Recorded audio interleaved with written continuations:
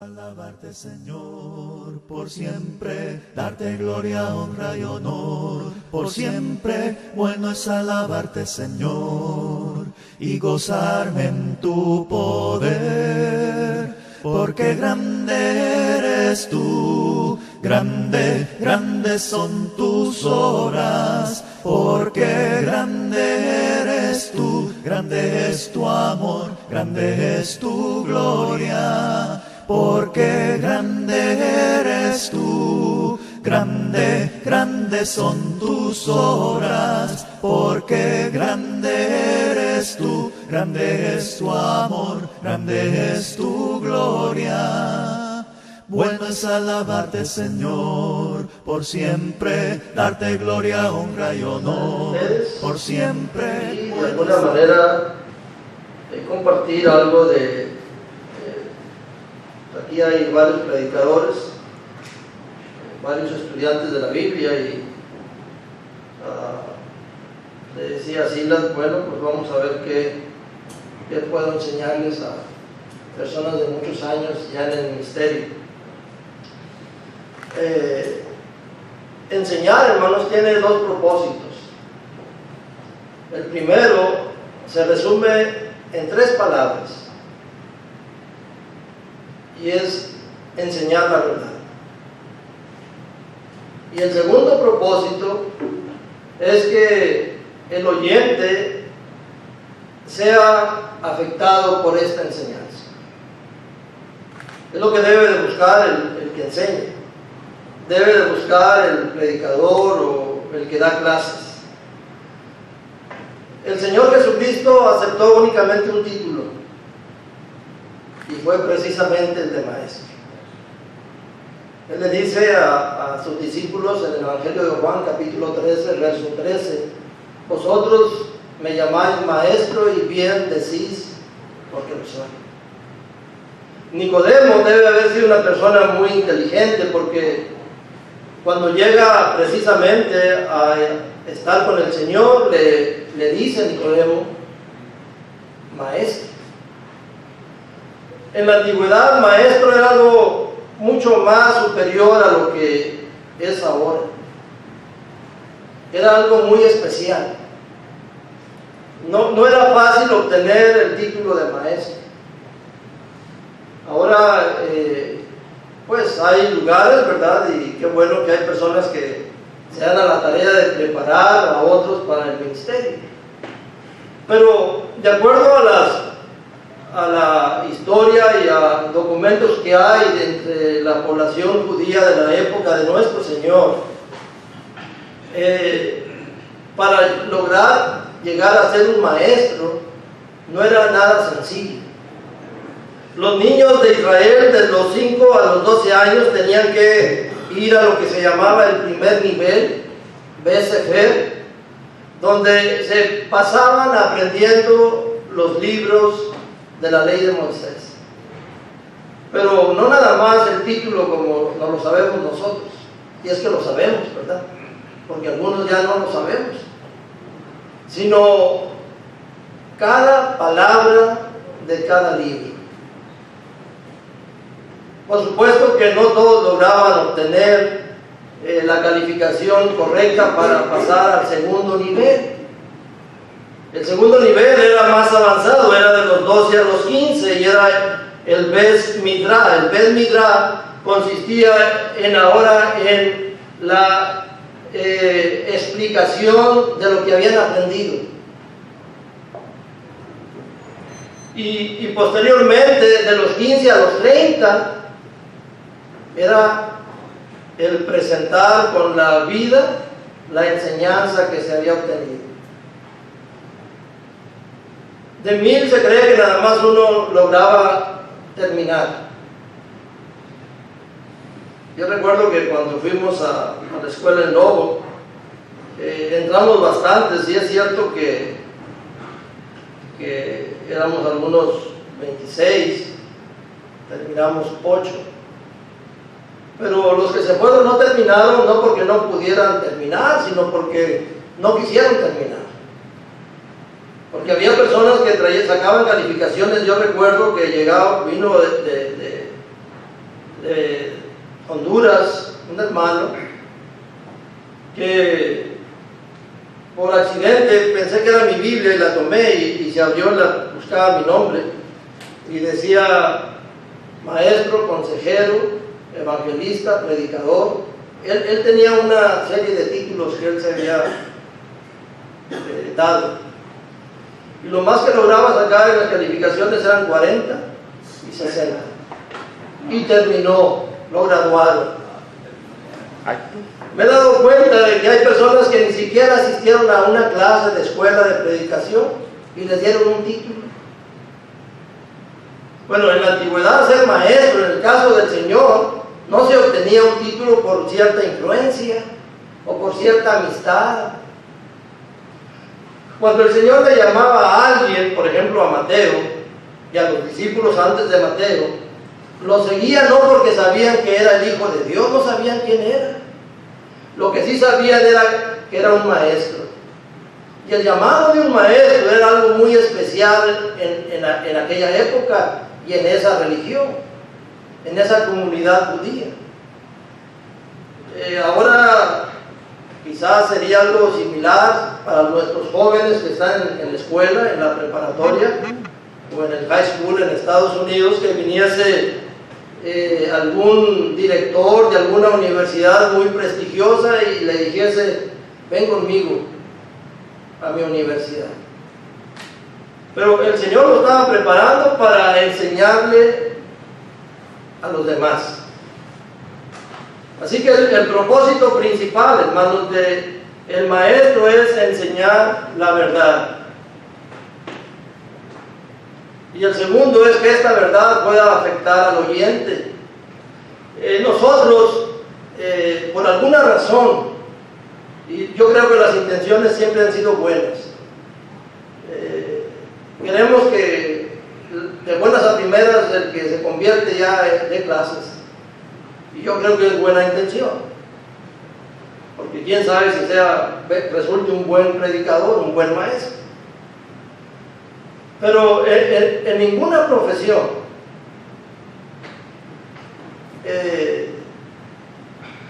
sin preparación le dan la oportunidad para que usted ya esté ejerciendo un puesto. Si usted va a un hospital y usted tiene todas las ganas del mundo de ser doctor, no se le ocurra creer que por eso le van a dejar que entre al cuarto de las operaciones y le den un bisturí para que le corte ahí a la persona. No lo van a dejar que entre, es más, quizás lo metan a la cárcel. Si va a la corte queriendo usted ejercer o defender a una persona como abogado y no tiene su cédula profesional, también quizás lo multen. Y si usted quiere construir un edificio por buenas intenciones que tenga, si usted no tiene la preparación adecuada, y no solamente eso, que tenga un buen historial, de que no le han quedado malos trabajos, no le van a dar la oportunidad que usted construya nada. Pero en la iglesia, personas con buenas intenciones no tienen ninguna preparación y se les da la oportunidad para que a veces destruyan más de lo que puedan construir. Se está tratando de almas eternas.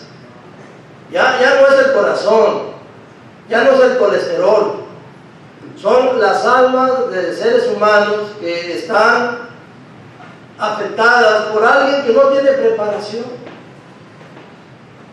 Y no me malentiendan, no estoy en contra de alguien que no tenga preparación, predique, ¿no? Pero debe de prepararse, o debería. Algunos dicen: no, pues Pedro eran personas del vulgo. Pues sí, pero ellos tuvieron una comisión especial, fueron guiados especialmente por el Espíritu Santo. Cuando escribe Lucas su evangelio, dice que él, y cuando escribe el libro de los Hechos, que él investigó diligentemente, no estuvo esperando a ver quién le dictaba. Debería de prepararse. Y a veces nosotros queremos hablar de un tema profundo, y qué bueno, pero no sabemos cuáles son las vocales palatinas, ni las gluturales, y a veces queremos presumir de griego, o hebreo inclusive. Todo eso está muy bien, pero hay que tener cuidado. El punto es ese. Pablo le dice a Timoteo en la segunda carta, el capítulo 2, versículo 15, procura con diligencia presentarte ante Dios aprobado, como obrero que no tiene de qué avergonzarse, que traza bien la palabra de verdad. Entonces debe de haber un interés en la persona que va a presentar o a prepararse para el estudio de la palabra de Dios. Santiago capítulo 3 le dice a los hermanos: no se hagáis maestros muchos de vosotros. Y no es que Santiago esté en contra de que haya hermanos que quieran ser maestros, no. Por supuesto que Santiago quiere que haya personas que quieran prepararse, pero hace una advertencia, sabiendo que recibiréis mayor condenación. ¿Por qué? Porque la madre de todas las profesiones, hermanos, está en la educación. El maestro de alguna manera afecta el resto de la vida de la persona. Y en el caso de espiritual, pues el que se prepara para la clase o la predicación dominical. La primera cosa más importante que el predicador o el maestro debe de hacer, sin duda, es la oración. Es la parte vital para empezar a preparar una clase o un sermón. Hay quienes se jactan de que no traen bosquejos si quieren. Yo no necesito bosquejos. Yo recuerdo a alguien que dijo una vez: yo hago un bosquejo en una estampilla para correo, ahí hago el bosquejo. O sea que hay personas que tienen la capacidad de retener, y qué bueno. Pero en la clase, hermanos, el bosquejo es el camino que se va a seguir desde el principio hasta el final del estudio. No vamos a hablar de 1000 cosas, vamos a hablar solamente de la cosa que nos interesa a nosotros. ¿Para qué vamos a orar? Bueno, vamos a orar para que Dios me ayude a mí a preparar una lección que va a afectar a seres humanos. Lo que humanamente no se puede hacer, Dios lo va a hacer a través de su palabra. Y yo necesito tener esa comunicación con Él, buscando su ayuda. No se trata de llenar un tiempo y todos amén y todos alegres. Eso está bien, pero lo importante, hermanos, es que la palabra de Dios pueda afectar al ser humano que la está escuchando, para que transforme su vida de alguna manera, en el caso nuestro, para que si hay vicio los deje, si hay verdades espirituales que no están bien, que no se ven claramente, puedan recibir la luz del Evangelio. Entonces nosotros necesitamos la oración. No vamos a agarrar un pasaje de buenas a primeras nada más. Yo recuerdo en aquellos años que empezaba a reunirme en los 70s, y había un pasaje en la carta a los Corintios sobre el matrimonio, y me di cuenta que el que estaba dando la clase pasó muy rápido. Y ya en los 80s, que trabajamos inclusive juntos en una misma compañía, le pregunté por qué se había ido tan rápido allí. Dijo que no sabía de qué se trataba. Imagínense alguien que está dando una clase que sobre algo y que no sepa de qué se trata. Dijo el Señor, un ciego guiando a otro ciego. A veces creemos que lo sabemos todo. Están los que creen que saben. Están los que saben que saben. Y hay que admirarlos a los que saben que saben. Están los que saben que no saben. Están los que no saben que saben. Dijo Sócrates, le dijeron, oye, ¿sabías que se corre la voz de que tú eres la persona más inteligente de toda Grecia? Fue cuando las palabras famosas de él, yo solo sé que no sé nada. En el templo Apolos, ahí se había consultado al Dios y se había dicho, Sócrates es el más inteligente. Y cuando le dijeron, una persona humilde, a veces no sabemos mucho y queremos que la gente diga que sabemos, ¿verdad? Así somos algunos. Entonces necesitamos, hermanos, pedirle a Dios la ayuda para que nosotros veamos algo que no entendemos. Es parte de la humildad, pero también que lo que vamos a presentar pueda modificar lo que humanamente es imposible hacer. Es decir, el mensaje del Evangelio puede convertir al hombre. Es la palabra de Dios la que tiene poder. Y es la humildad, hermanos. Cuando se busca la ayuda de Dios es una manifestación de humildad. ¿Recuerdan al etíope? En el capítulo 8 Lucas habla de él. Este hombre era un tesorero. Pues, creo que me estoy dirigiendo a personas que conocen bastante la Biblia. Era un tesorero y hizo un viaje de casi 1500 millas, 1499 millas, desde Etiopía hasta Jerusalén. Recorriendo 10 millas diarias, se llevaría 3 meses de ida y 3 meses de regreso. Este hombre era un tesorero. Podría haber ido descansando como lo hacemos la mayoría, nos subimos al carro y a roncar, ¿verdad? Pero dice Lucas que iba leyendo un pergamino. Y dicho de paso, no eran baratos en aquella época. Tener un pergamino de las Escrituras, en este caso lo más seguro que haya sido de la Septuaginta, era caro. Pero el punto es que iba leyendo y lo más probable es que no era el idioma de él, que era hebreo, o quizás en este caso griego, porque se tradujo del hebreo al griego. Este hombre va leyendo las Escrituras, pero el punto es la humildad de él. Le dice a Felipe, cuando Felipe le pregunta que si entendía, él le dice, ¿y cómo voy a entender si no hay quien me explique? ¿Okay? Entonces nosotros al orar, hermanos, al pedirle a Dios ayuda, es una manifestación de nuestra necesidad y nuestra humildad. Dice la Escritura que Dios da gracia a los humildes, pero resiste a los soberbios. Así que usted que prepara los estudios o las predicaciones, la primera cosa que debe de hacer es pedir la dirección de Dios. ¿Por qué? Porque lo que usted va a hablar va a hacer algo que no es posible hacerlo por medios humanos, es decir, transmitir la palabra de Dios que va a tener efecto en la mente, el corazón de las personas.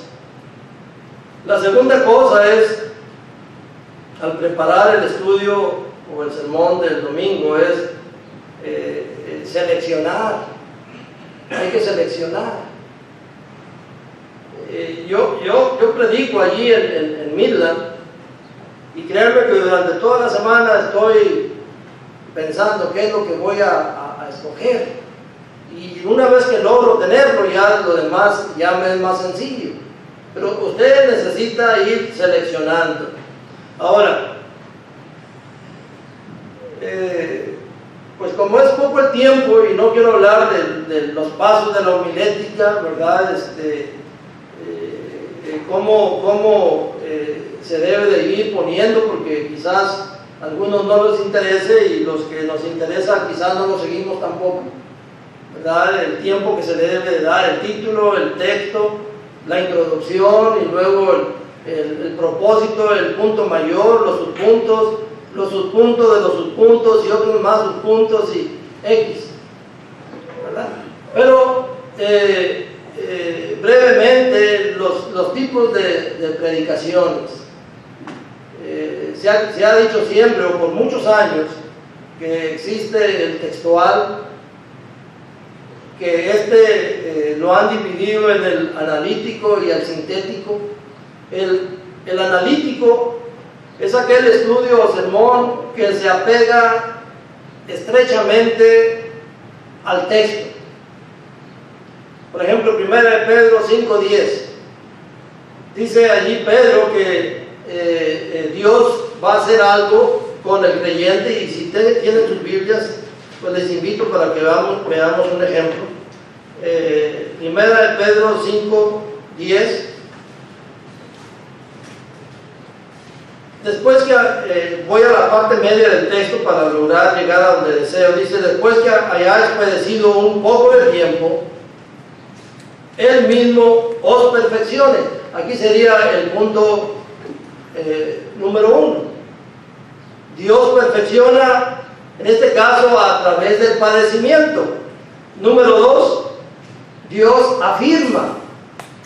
Número 3, Dios fortalece. Número 4, Dios establece. Entonces ahí están los 4 puntos del estudio del sermón. Usted tendría quizás que analizar las palabras, qué significa cada una, qué es lo que hace Dios a través del sufrimiento. Dios permite el sufrimiento en el creyente con un propósito.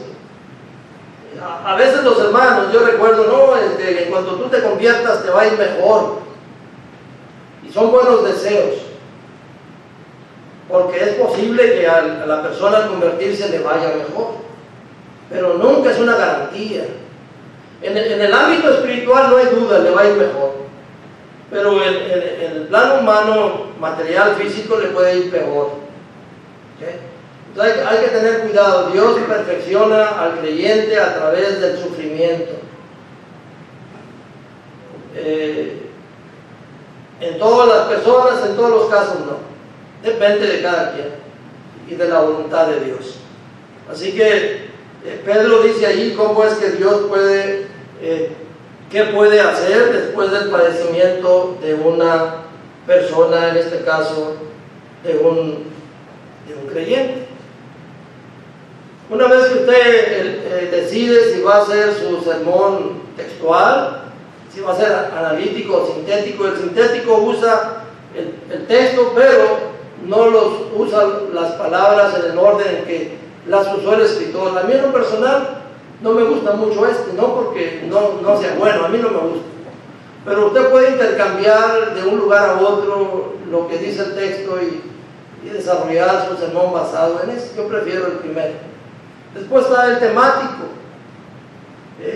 hablar de un tema, ya sea la gracia, ya sea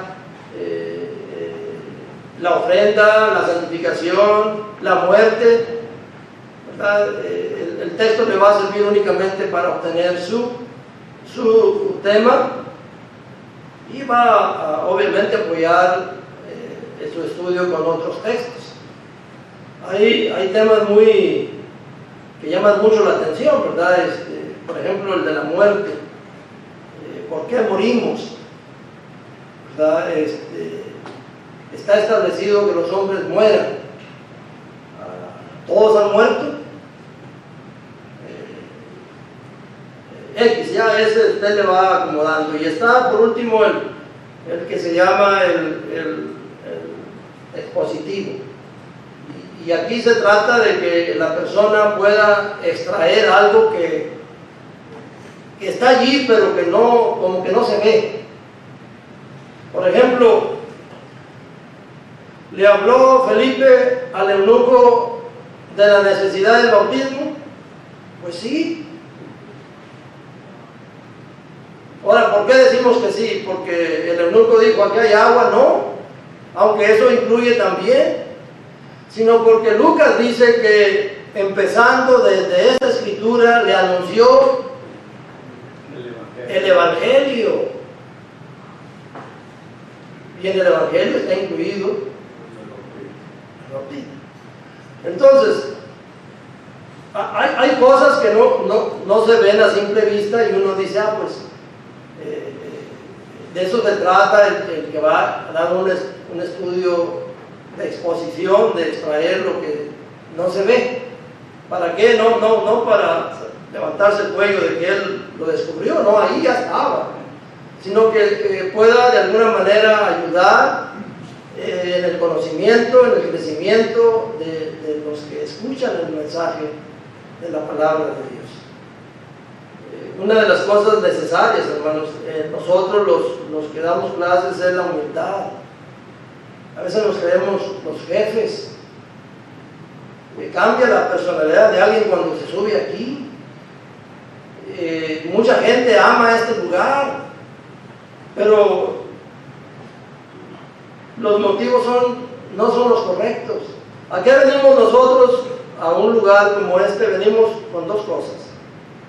Una es la comunión unos con otros, y la otra es adorar a Dios a través de los cantos, del estudio de su palabra X. Pero a veces la comunidad cristiana ha perdido ese objetivo y se reúne para criticarse uno con otro y para alabarse uno mismo. Así que no nos vaya a encontrar el Señor descalificados. Este lugar, hermanos, es con el propósito de edificar al oyente. Ahorita al final vamos a dar unos consejos que no debemos de hacer como personas que damos clases o que predicamos. Hay que estudiar los pasajes, hermanos, hay que leerlos varias veces, hay que obtener la idea principal del escritor cuando lo escribió. Hay que tener cuidado con la contextualización, es decir, cuando se escribió tuvo un propósito en esa época, en ese momento, en esas circunstancias, que hay que tener mucho cuidado de nosotros pasarla 2000 años después y quererlo aplicar exactamente igual. Es una responsabilidad, por eso Santiago dice: no se hagáis maestros muchos de vosotros, sabiendo que recibiréis mayor condenación. Porque hay un riesgo, hay que estudiar, hay que determinar, hay que interpretar correctamente. En Nehemías capítulo 8, verso 8, dice que ellos leían las escrituras del libro de la ley de Dios claramente y ponían el sentido de modo que entendiesen la lectura. Hay una responsabilidad de que nosotros debemos de darle la correcta interpretación al pasaje. ¿Por qué? Porque si yo estoy en contra del divorcio, por ejemplo, pues yo voy a citar el texto que dice: Dios odia el divorcio, y se acabó. Y sí dice el texto eso, pero voy a pasar por alto las razones por las cuales Dios está diciendo eso, porque yo quiero establecer mi punto y estoy manipulando la escritura con eso, porque yo estoy en contra totalmente del divorcio. Pero voy a pasar por alto donde dice que Dios divorció a Israel y también divorció a Judá. ¿Por qué? Por infiel. Voy a pasar por alto donde la Biblia le llama a José, le llama justo porque quería dejar a su mujer pensando que había sido infiel, en este caso María. Entonces hay que tener cuidado con sacar un texto nada más y querer con eso establecer mi punto de vista.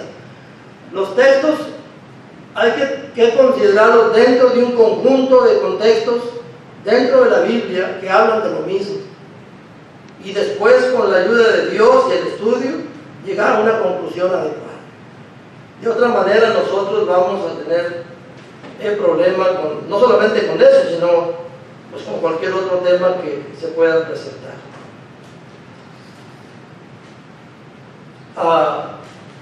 El caso de, por ejemplo, de Naamán, todos sabemos del caso de Naamán, pero a veces pasamos por alto, por ejemplo, de que no era del pueblo de Dios, era un gentil. Pero dice la Escritura que Dios le había dado al rey de Siria muchas batallas a través de este general llamado Naamán. En el estudio expositivo, ¿por qué Naamán va a dar con Eliseo? Bueno, porque Dios permitió que Naamán en una de las batallas se trajese a una joven prisionera para su pueblo y que le sirviese en su casa. Todos olvidamos a la muchacha. Nadie hacemos mención de la muchacha. Lo mismo sucede con María, la que salvó a Moisés, su propio hermano. Todo lo que hizo Moisés se lo debemos a lo que hizo María. Una mujer inteligente. Pero en el sermón expositivo usted es lo que va a tener que sacar. Lo que ya está allí, pues ya está allí. Ya no hay manera que usted saque más. Pero lo que no está precisamente en el estudio es lo que usted va a necesitar sacar. Esta muchacha, aunque se la habían llevado prisionera, nunca perdió su fe en el Dios de Israel.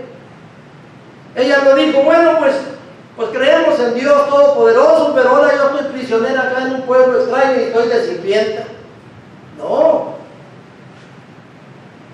Le habló a su patrona y le dijo, en mi pueblo hay un profeta de Dios, que si el general le pidiese lo sanaría de su lepra. El héroe de allí, hermanos, es la muchacha. Por supuesto que Dios está atrás de ellos, ¿no? Yo no quiero aquí que vayan a agarrarla conmigo cuando me baje, hay mucho predicador aquí. No, la idea es esa, ¿verdad? De obtener lo que no está a la vista en el sermón o en el estudio expositivo. ¿Para qué? Para beneficiarnos todos. De eso se trata el estudio. Ahora,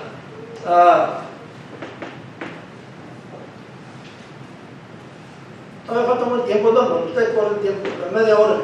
No tengo tantas notas así para media hora. Hay quienes usan las ilustraciones, son buenas las ilustraciones. Yo creo que no hay nada de malo, en mi opinión, ayuda. Pero hay personas que son un poco más, ¿cómo le podemos llamar? Pues sí, no que se asustan, no, ilustraciones no. Se asustan, conservador, lo que sea, ¿verdad? Pero cada quien, si usted va a su clase y no le gustan las ilustraciones, pues no las use. ¿Verdad? El Señor Jesús usó muchas. En el caso de Él, pues las conocemos como parábolas. Aquí el sembrador salió a sembrar y luego pone una imagen en el hombre, en la persona.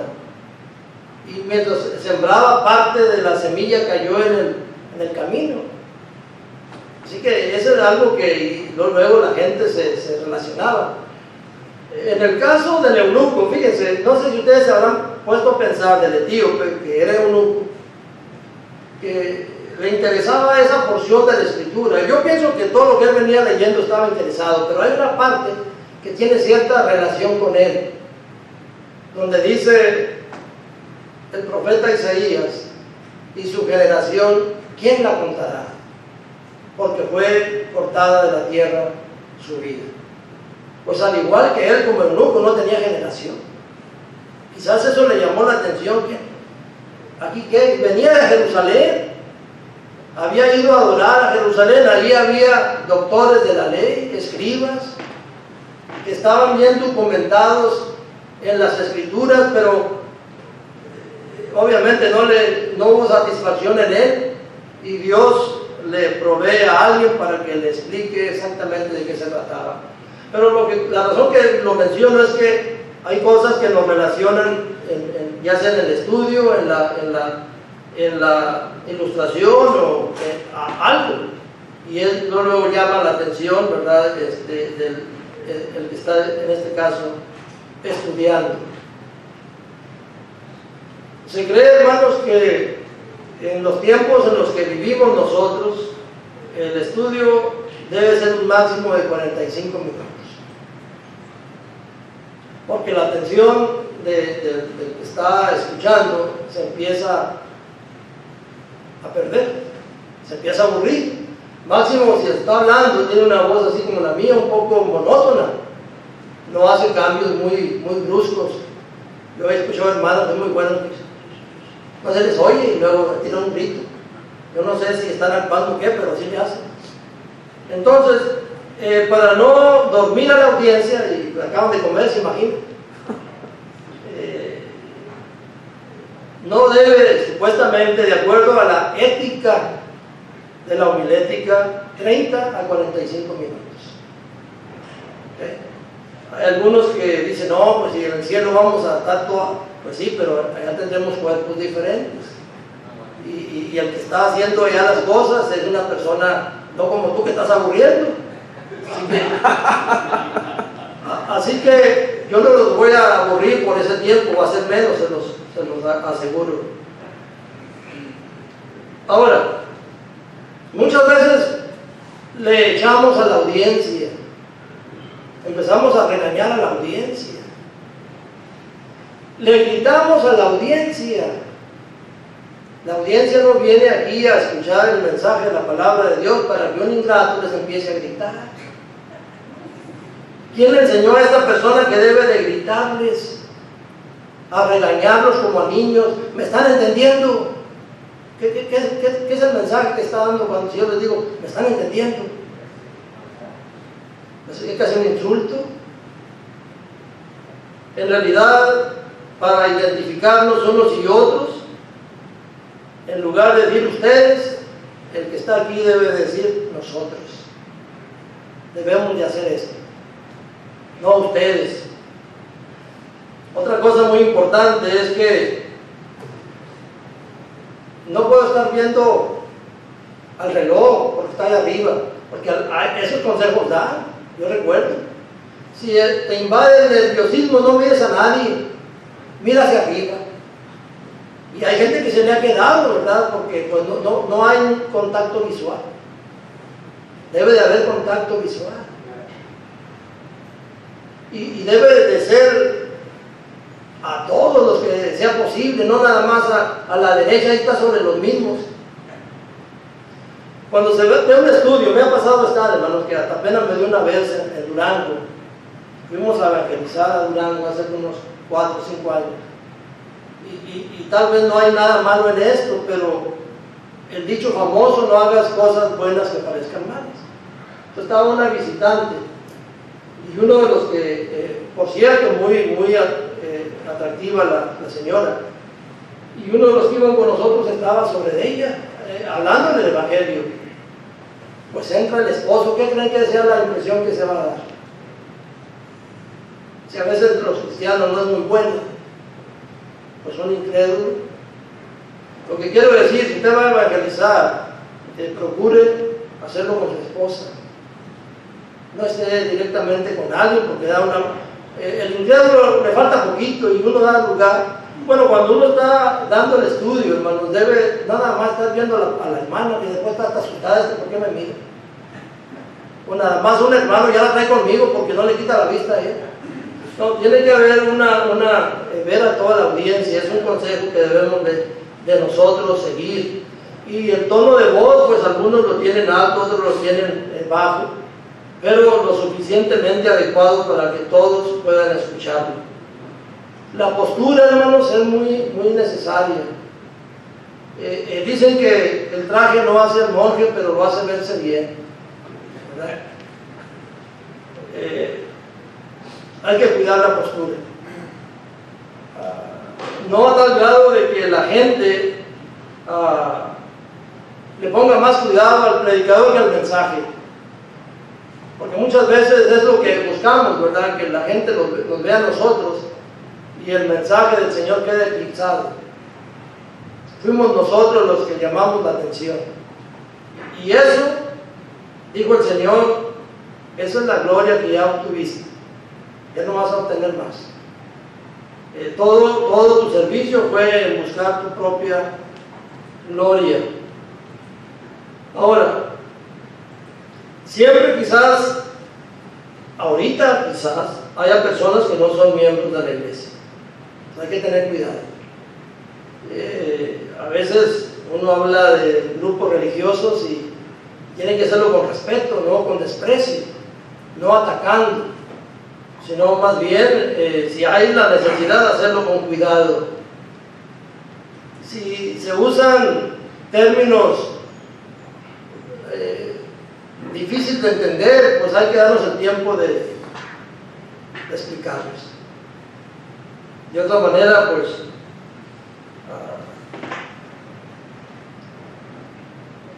no se va a quedar nada. A mí me sucedió y no creo que qué lenguaje pueda usar, es el lenguaje sencillo, pero quizás el tema era un poco diferente y me dijo cuando terminó una hermana, dijo, estuvo muy bonito el estudio pero no lo entendí. No sé cómo puedo haber dicho que estaba bonito, ¿verdad? Si no lo entendió, pero a veces la gente lo hace porque quiere hacerlo sentir mal a usted y quizás tenga razón. No fuimos lo suficientemente precavidos para aclarar algunos asuntos, algunos temas. Lo que decimos, sobre todo en los estudios donde hay interacción, debemos de apoyarlo con la escritura. Eso es lo mejor. Y no un texto, hermanos, que ustedes ya saben, aquí es muy famoso en México, que saquemos de contexto, sino un texto que pueda aplicarse correctamente, que no haya ninguna mala intención de decir que la Biblia dice algo que no está diciendo. Hay que tener mucho cuidado. También yo en lo personal creo en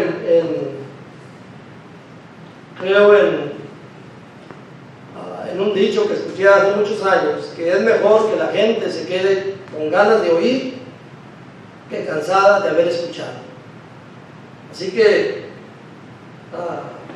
son consejos para tener cuidado uno cuando presenta los estudios o los sermones de la palabra de Dios.